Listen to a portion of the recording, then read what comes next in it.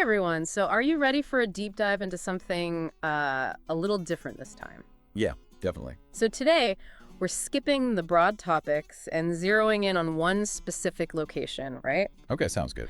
We are talking about the Palacio de Linares in Madrid. The Linares Palace. You know, this place, it's more than just a stunning building. It's practically earned legendary status in Spain for its spooky tales. And we've got a ton of material to unpack today. We're talking eyewitness accounts, we've got paranormal investigation reports, some historical deep dives we did, and even a few creepy audio recordings. So buckle up. Wow, that's quite the collection. It is. It is. So the Palacio de Linares, this grand old palace, it's rumored to be one of the most haunted spots in all of Spain. And what makes it even more fascinating is how much the stories are tied to the actual history of the people who lived there, the wealthy Marquises de Linares. Oh, I see. It's like their lives are woven into the fabric of the haunting. Exactly. So legend has it that Jose and Raimunda, the original Marquises, they were head over heels in love, only to find out, get this, after they got hitched, that they were, wait for it, long-lost siblings. Hold on, wait a minute. Like a real-life soap opera. I know, right? Like straight out of a telenovela. But that's where things get a little tricky. See, while those stories, they're definitely dramatic. Yeah. The historical record, well, it tells a slightly different story. There's actually no evidence to back up the incestuous marriage part of the tale. Ah, so it's one of those situations where the legend might be more sensationalized than the reality? Right. And it makes you wonder how these whispers and rumors, they just kind of snowball over time, especially when you're dealing with a place as grand and mysterious as the Palacio de Linares. Atmosphere does a lot to a story, that's for sure. Absolutely. But okay, it gets wilder. So the legend claims they managed to get a special exception from the Pope himself. This allowed them to stay married, but on one condition. They had to live a life of, shall we say, strict abstinence. Oh, wow. Yeah. But again, we gotta be careful about separating fact from fiction. It was pretty common for wealthy couples back then to have separate bedrooms. Right, different times. Exactly. Often because of social conventions, not necessarily because of a scandal. But the story doesn't end there. The legend says that despite this whole chastity thing, they had a daughter. And guess what? They named her Raimunda too and kept her hidden from everyone. Oh, a secret daughter. This just keeps getting more and more intriguing. Right. And this is where it's easy to get tripped up. See, there's this picture of a young girl in the palace that people often mistake as this hidden daughter. Okay. But she was actually their goddaughter, Raimunda Avicilla. Ah, so a case of mistaken identity fueling the rumors. Exactly. It's fascinating how these little details get twisted over time, blending with the juicier parts of the story. Yeah, like the lines get blurred between what's real and what people want to believe. Exactly. But this hidden daughter, she's kind of a central figure in these haunting legends, wouldn't you say? Absolutely. She's like the tragic heart of it all. Right. So according to the legend, this daughter, she either died very young from some mysterious illness or, get this, she met a much more sinister end, murdered by her own father, who was apparently consumed by guilt over their forbidden love. Oh, wow. Yeah. Heavy stuff. But it's important to note that this is where the legend really takes a hard left turn away from any real historical evidence we could find. So, no mention of a hidden daughter, no tragic death, no scandals. Nope, none whatsoever. It's almost like those dramatic details, even if they're not true, they just latch onto the mystery. Like they fuel people's imaginations and make it harder to separate fact from fiction, Exactly. And it's this really potent mix of history and mystery, maybe even a little bit of our human fascination with the macabre, that makes the Palacio de Linares so intriguing even today.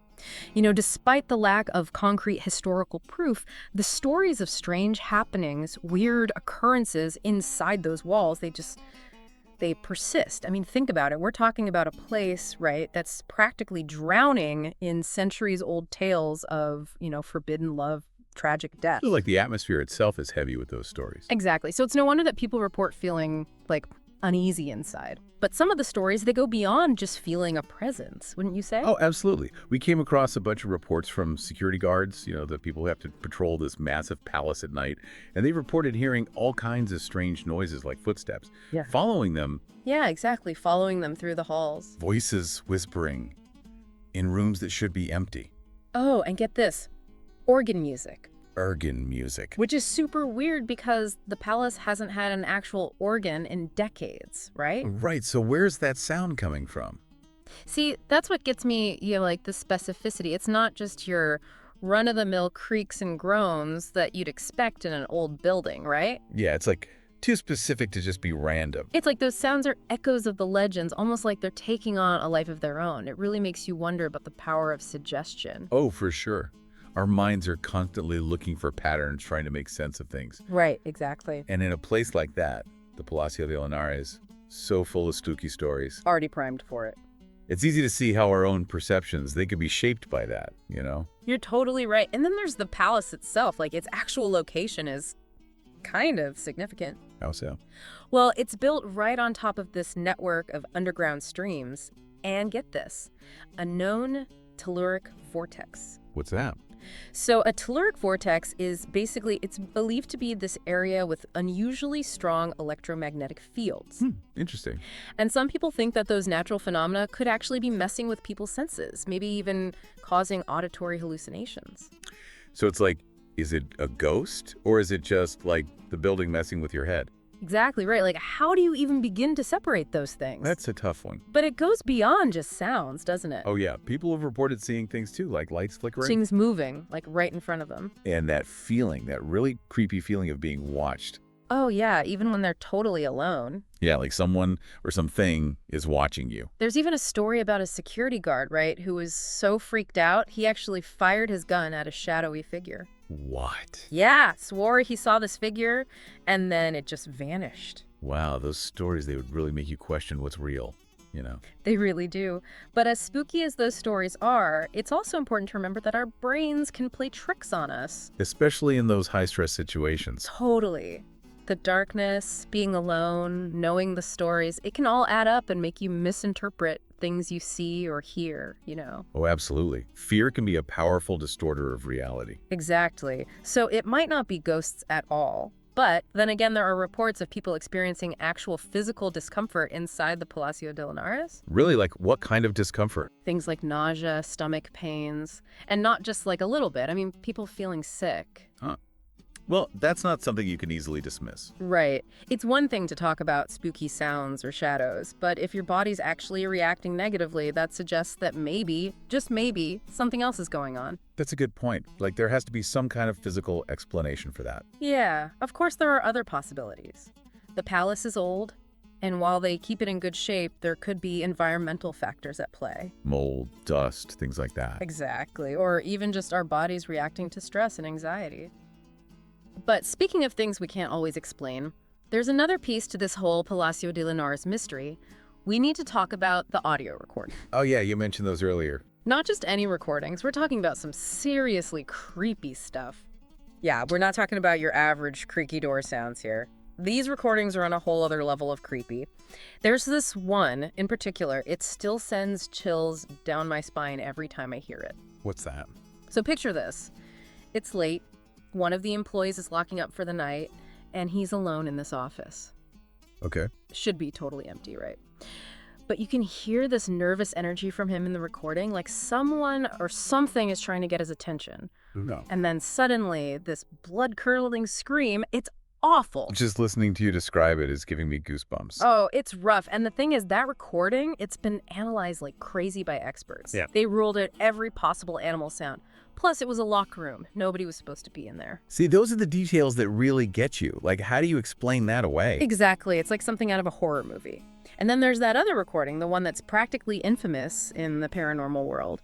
It was during some kind of session in the palace, and you can clearly hear this voice. A voice? Like a human voice? Well, it sounds human, but it's got this weird, almost metallic quality to it, and it says, "End of test number 6." So bizarre. Like, end of test number 6. What does that even mean? that's a thing. Nobody knows. It's like something you'd hear on a radio broadcast. Totally out of place. And nobody there recognized the voice. Nope. They all claimed they had no idea where it came from. That one, in particular, it always makes me think about how tricky paranormal investigation can be. Oh, totally. There are so many factors to consider. Exactly. You need strict controls, a really good understanding of the environment, and super detailed documentation. Otherwise, it's almost impossible to say for sure whether something is truly unexplained or not. Yeah, like you could have a perfectly rational explanation, but without that rigorous approach, it's easy for things to get misinterpreted. Right, like trying to catch smoke. It's elusive. And speaking of things that aren't always what they seem, we can't forget about the most famous recording linked to the Palacio de Linares, the whole Quítame la falda incident. Oh, you mean the take off my skirt recording? Yep, that one. It turned out to be totally fake. Someone went through a lot of trouble to create that hoax. Makes you wonder why someone would go to such lengths to, play into those stories. Doesn't it? I mean, it says a lot about how much these kinds of mysteries capture our imaginations, you know? But those hoaxes, while they're annoying, they really underline how important it is to approach all this with a healthy dose of skepticism, don't you think? Oh, 100%. You can't just take everything at face value. You got to question everything, eliminate all the other possibilities first. Exactly. And even then, even with all the right methods, sometimes you just can't get a definitive answer. That's true. Some mysteries are just going to stay mysterious. Right. And you know, the fact that a place like the Palacio de Linares inspires such elaborate hoaxes, it really speaks to how strongly it grips our imaginations. It becomes bigger than just a building. Oh, for sure. Which brings us to the legacy of this place. Even though nobody lives there anymore, it's now home to Casa de America. This cultural organization, its reputation as a paranormal hotspot, it precedes it, you know? It's like those early stories, the ones about the marquises. Whether they're true or not, they've become so ingrained in the identity of the place. Totally, and you can't separate them. It's like this air of mystery hangs over the whole place, made even more intense by the fact that Casa de America hasn't exactly been eager to let paranormal investigators in. Really? They've shut that down completely. Pretty much. Which, in a way, kind of adds fuel to the fire, don't you think? Oh, absolutely. It's like the less they say, the more people are going to speculate. Exactly. So after all this, after all the stories, the reports, the recordings, the hoaxes, we're left with the same question. Is the Palacio de Linares actually haunted by some tragic figures from the past? Or is it all in our heads? Is it just centuries of good storytelling and human perception shaping how we experience this place? The million-dollar question right there. And honestly, I don't think there's an easy answer. Me neither. We can talk about all the possible explanations, psychological stuff, the power of suggestion, but then you've got those unexplained events, those creepy recordings, and it really makes you stop and think. There's always that element of doubt. Always. And I think that's what makes the Palacio de Linares such an enduring mystery. It forces us to confront the unknown, you know? To question everything we think we know, and consider that maybe, just maybe, there's more to this world than meets the eye. So as we come up for air from this deep dive into the Palacio de Linares, I'm left thinking about this. If you could ask just one question to those walls, to that history, what would it be? What do you think lurks behind the mystery of the Palacio de Linares? Share your theories with us, because we'd love to hear them. Until next time, keep exploring, keep those questions coming, and hey, maybe sleep with the lights on tonight. You never know.